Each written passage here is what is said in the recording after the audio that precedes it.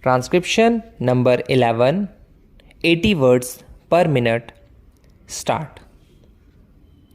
Sir, several questions raised regarding the Defense Ministry and the External Affairs and Irrigation Ministries have been clarified by my colleagues from those ministries. My task, therefore, has been simplified to that extent.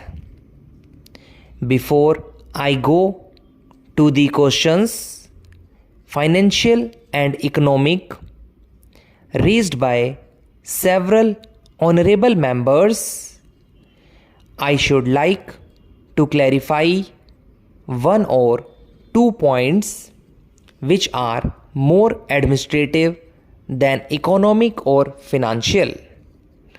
One of them was raised by my honorable friend.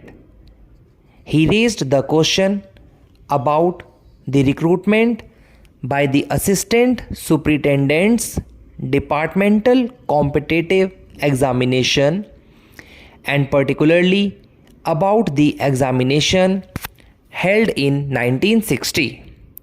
He said that about rupees 6 lakhs were spent for the 1960 examination, and later it was declared that no vacancies were available. He therefore suggested that a definite procedure should be there and the examination should be held according to the vacancies declared in advance, and all persons who have qualified in that examination should be eligible for promotion or for appointment. Sir, I do not know whether the honorable member knows how these vacancies are filled. He probably refers to the section officer's grade in the Central Secretariat Service. This is filled 50% by direct recruitment and 25% by departmental competitive examination open to the assistants, that is the next lower grade, and the rest 25% by promotion of the assistants on the basis of seniority subject to fitness. The examination, therefore, that he was referring to was a departmental competitive examination for filling 25% of the vacancies. It takes about 1 year for the Union Public Service Commission to declare the results of the examination from the time they take up the question of the examination.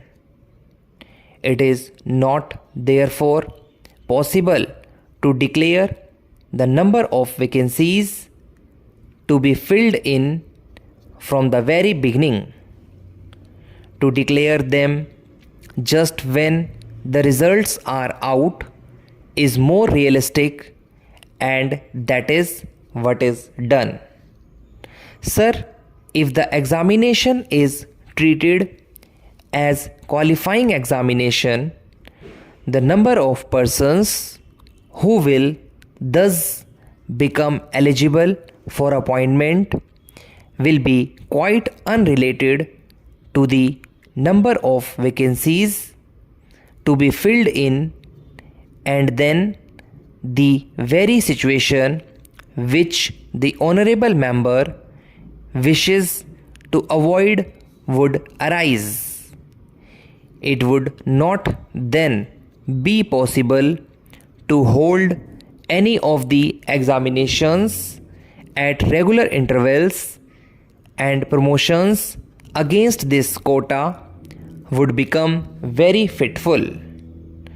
The honorable member also suggested that the rules for recruitment and promotion etc. should be uniform for all ministries, whether participating in the Central Secretariat Service Scheme or not. It must be, and this is so, except for the Ministry of External Affairs and the Railways. These have different rules, but these rules are very much similar and there is not much difference. But because these persons are recruited for different purposes and by different agencies, they are separate. Therefore, his purpose is saying that there should be uniformity is almost carried out. The only difference is that the Ministry of Home Affairs does not control the services in these two ministries. Sir, questions were raised about backward areas and the backward states and also about the city of Calcutta.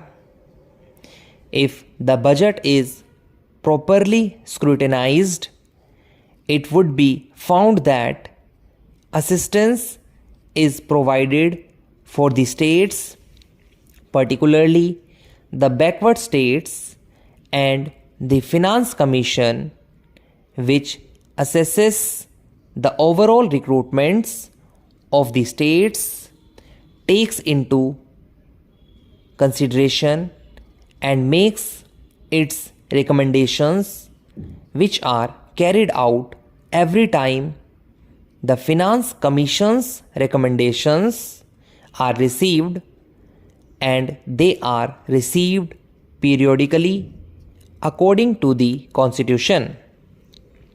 Sir, I would like to give the total amount paid to the states on this account.